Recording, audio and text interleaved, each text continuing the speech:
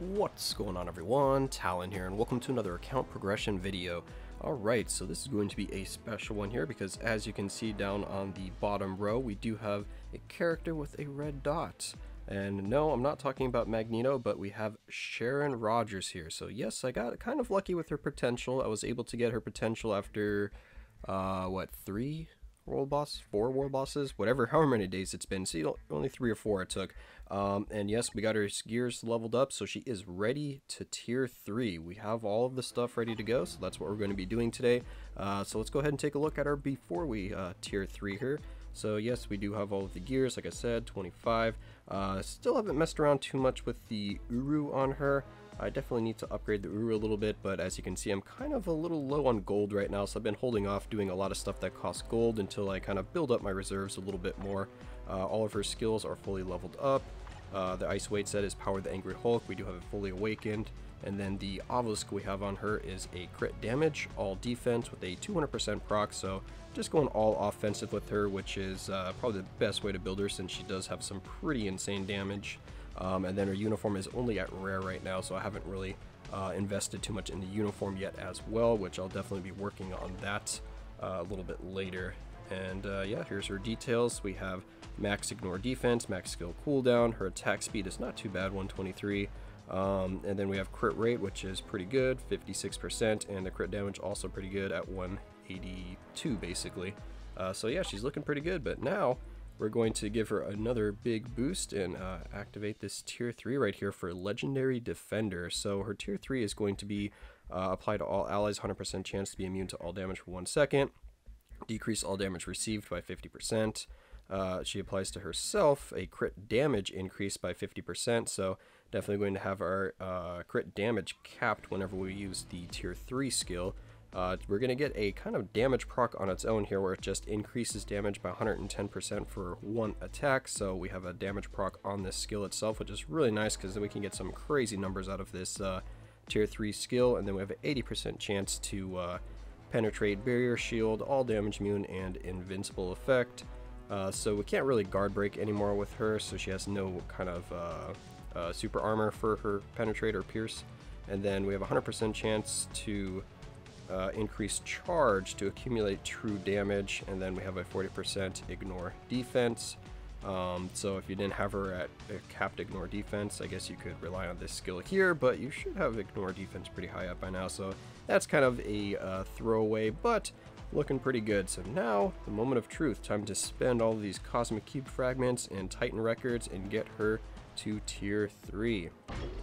Alright, I'm curious to see what her tier 3 animation is like. I haven't seen any videos or anything on it yet, so this will be my first time seeing the tier 3.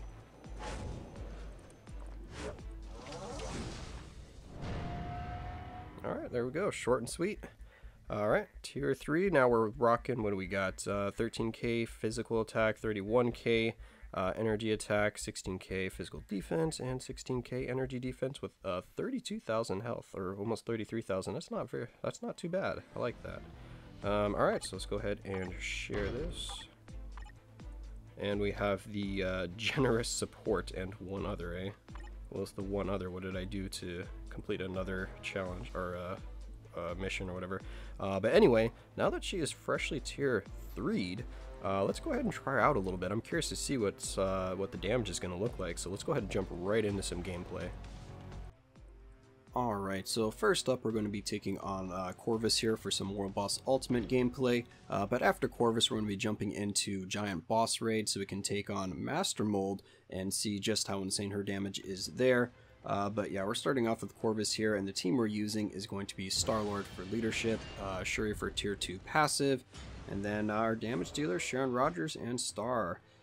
So yeah, we're gonna hop right in and we're gonna open up with the 3rd skill. So the rotation that I usually use with Sharon Rogers here is 3rd skill cancel into the 5th skill. 5th skill will normally get my damage proc.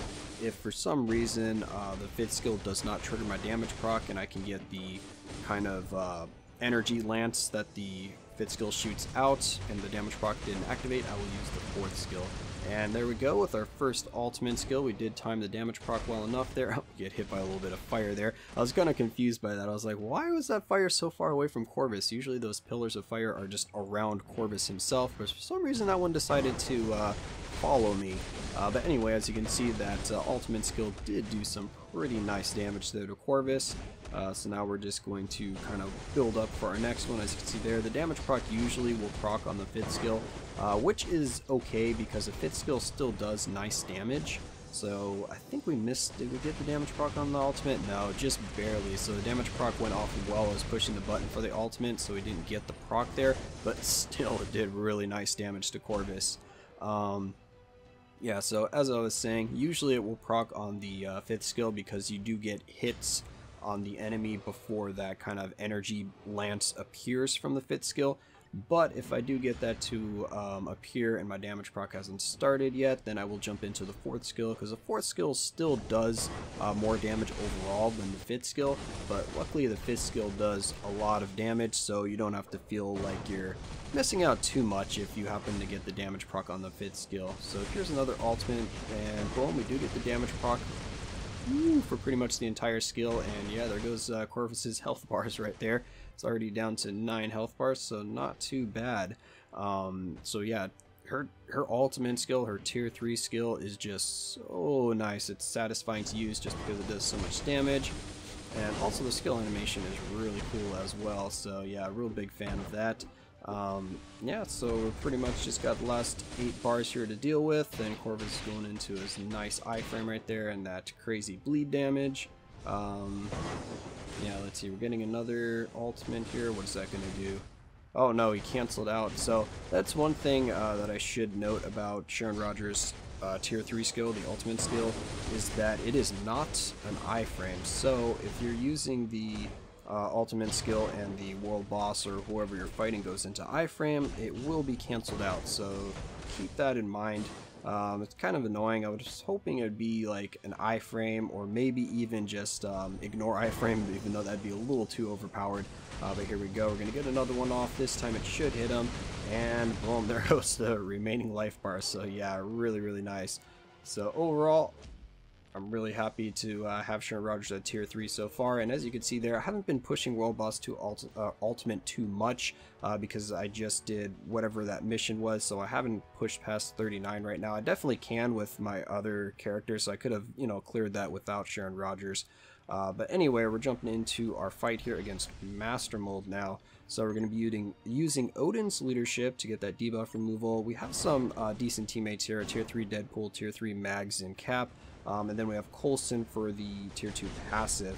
But yeah, Sharon Rogers is going to be doing most of the damage here. So the guys, I don't know if their tier 3s are just, you know, a little lackluster on their build, or if Sharon Rogers just really does that much damage, but we do output most of the damage here during this fight. So we're just clearing out all these little mini sentinels here so we can get onto the big guy there, the Master Mold, because that's what we're saving our tier 3 skill for, because we want to see what it's going to do to him.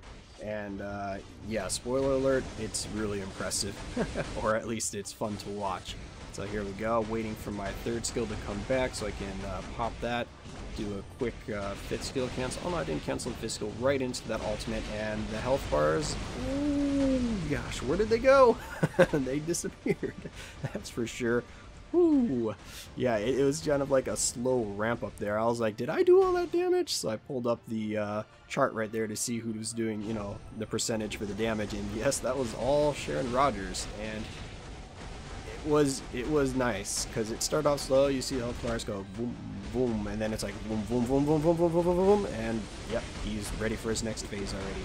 So we've got one other ultimate we're building up for here, and let's see what this one does to the standing, or the Master Mold, now that he's got like more resistance or damage reduction. Here we go, I pulled that up so I can see the numbers, and oh my god, those health bars, they're just melting away.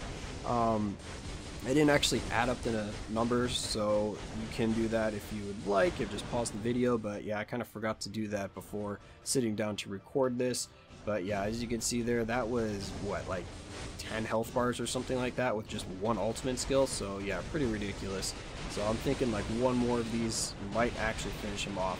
So here we go again. He's at 19 bars, 18 bars. Now we're popping ultimate, and he's going down to boom, boom, boom, boom, boom, and woo, all the way down to 3 bars before he has to cut Sharon Rogers off and get into his recovery mode. He's like, screw this, I'm not letting you kill me in one shot. I got to put up a better showing than this.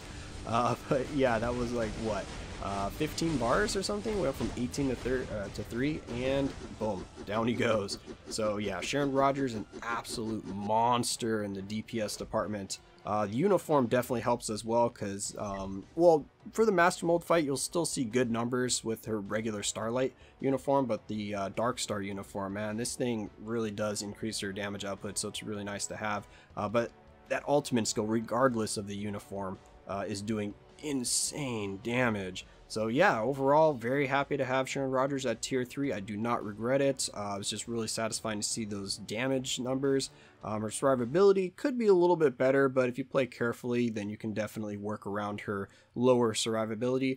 But yeah, that's just going to be my initial impressions here on tier 3 Sharon Rogers. I hope you guys enjoyed, and of course I will catch you in the next one.